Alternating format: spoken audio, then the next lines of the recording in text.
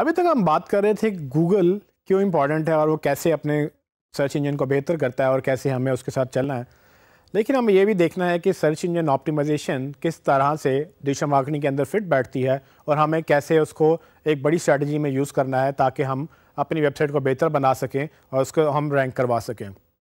इसके लिए मैं आपको एक फ्लो चार्ट दिखाऊंगा जिसके तहत आपको ये समझ आ जाएगी कि एसईओ का रोल कहाँ पर प्ले होता है और कहाँ पर जाके हमें बाकी चीज़ों को समझ आती है कि वो किस तरह से डिफरेंट हैं और ये किस तरह से डिफरेंट है। सबसे पहले आप देखेंगे कि किसी भी वेबसाइट पे ट्रैफिक आने के 4 बड़े चैनल्स होते हैं, जिसमें सबसे नंबर 1 सर्च है, सर्च के बाद सोशल, सोशल के बाद डायरेक्ट और डायरेक्ट के साथ एक रेफरल है। ये 4 बड़े मीडियम्स हैं जिससे आपको ट्रैफिक आ सकती है। सर्च का मतलब ये है कि आपको कोई सर्च करके ढूंढ के किसी सर्च इंजन से आपकी वेबसाइट पे आ रहा है, वो सर्च से ट्रैफिक कहलाएगी। दूसरी चीज़, अगर आप सोशल मीडिया देखें, उसका मतलब ये है कि कोई आपको सोशल मीडिया चैनल से ढूंढ रहा है या उसने किसी और की पोस्ट देखी है या आपका पेज देखा है, किसी भी तरह से वो किसी सोशल मीडिया चैनल से वो आपकी वेबसाइट पे आया है, उसको हम सोशल ट्रैफिक या सोशल से मीडिया से ट्रैफिक बोल सकते हैं। तीसरी, जब हमने बताया कि वो डायरेक्ट ट्रैफिक है, तो डायरेक्ट ट्रैफिक का मतलब ये है कि लोग जो आपको जानते हैं वो आपकी डोमेन गूगल में लिखेंगे या वो आपका नाम गूगल में लिखेंगे या डायरेक्टली आपका यूआरएल ब्राउज़र में डालकर आपको विजिट करेंगे और वो डायरेक्टली आपके पास आ जाएंगे।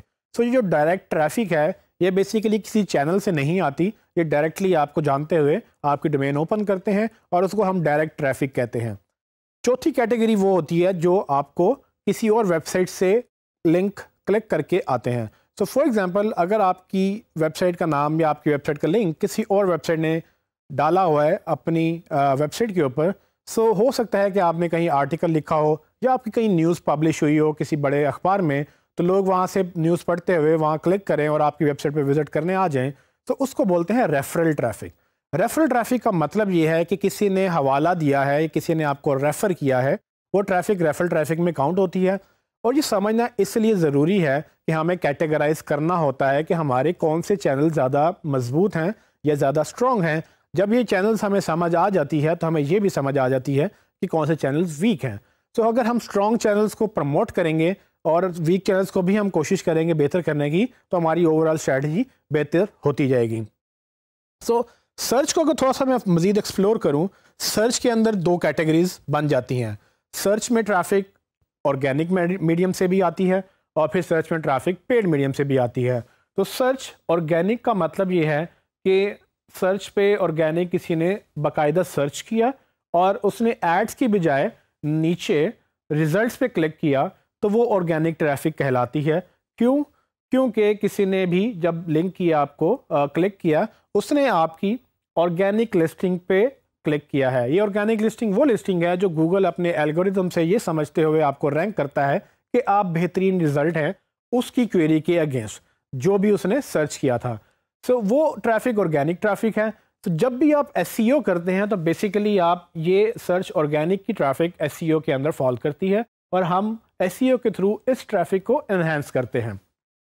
लेकिन हमें यह भी पता है कि गूगल हमें एड्स अलाउ करता है, तो अगर हम किसी जगह पे या किसी कीवर्ड के अगेंस्ट फ़ौरन रैंक नहीं कर सकते या फ़ौरन हम ट्रैफिक नहीं ले सकते, तो हम उस कीवर्ड पे ऐड लगा सकते हैं ताकि हमें ट्रैफिक आना शुरू हो जाए जबकि हम एसईओ पे काम कर रहे हैं।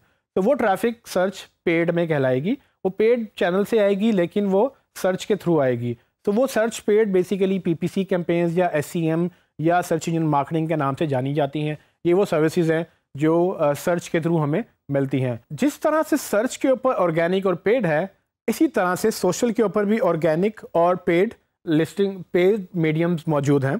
अगर आप ऑर्गेनिक सोशल की बात करें तो सोशल में ऑर्गेनिक का मतलब ये है कि किसी ने भी पैसे जो आपके एड्स हैं या पेड लिस्टिंग्स हैं उस पर क्लिक नहीं किया, उन्होंने बाकायदा आपकी स्टेटस के ऊपर या किसी ने आपका स्टेटस शेयर किया हो या आपके पेज के ऊपर से कहीं से भी बगैर एड्स के क्लिक करके आए हों, तो वो ऑर्गेनिक ट्रैफिक कहलाती है सोशल मीडिया से। ऑर्गेनिक का मतलब नेचुरल, आप समझ लें कि बगैर किसी पुश के वो आपके पास आई है, आपको पैसे नहीं देने पड़े, आपको किसी को कन्विंस नहीं करना पड़ा कि भाई इसको ज़बरदस्ती दिखाओ। इसको अगर आप दूसरी ज़ुबान में समझें तो आपने वायरल कंटेंट का नाम सुना होगा, वो चीज़ जो अक्सर वायरल हो जाती है। तो आपने देखा होगा कि अक्सर कोई वीडियो, अक्सर कोई स्टेटस, कोई इमेज पब्लिकली वायरल हो जाता है। वायरल का मतलब ये है कि वो ट्रेंड हो जाता है, और ट्रेंड होने से मुराद ये है कि ज़्यादा से ज़्यादा लोग उसको देखते हैं, क्लिक करते हैं और वो आ जाते हैं। ये वो ट्रैफिक है जो पैसे देकर नहीं खरीदी जाती, ये वो ट्रैफिक है जो बेसिकली अच्छे कंटेंट से गेन की जाती है। इसको वायरल कंटेंट भी बोलते हैं, और सोशल मीडिया मैनेजमेंट, जो सोशल मीडिया मैनेजर्स जो हैं वो सोशल मीडिया मैनेजमेंट के तहत इसको मैनेज करते हैं और आपको वो ज़्यादा से ज़्यादा ट्रैफिक लेकर आते हैं। इसी तरह से सोशल पे पेड भी होता है। आपको ये पता है कि पाकिस्तान में या दूसरे मुल्कों में जहाँ पर भी आप काम कर रहे हैं, वहाँ पर सोशल मीडिया चैनल्स पे हर बंदा मौजूद है, और जो मौजूद है उसको आप ऐड दिखा सकते हैं। सोशल मीडिया में भी ऐड लगते हैं, जिस तरह से गूगल में ऐड लगते हैं। आप क्या करते हैं कि आप अपनी टारगेट ऑडियंस को सिलेक्ट करते हैं, उनको पैसे देते हैं, और उसके अगेंस्ट आपको वो आपका ऐड वो विजिबल कर देते हैं।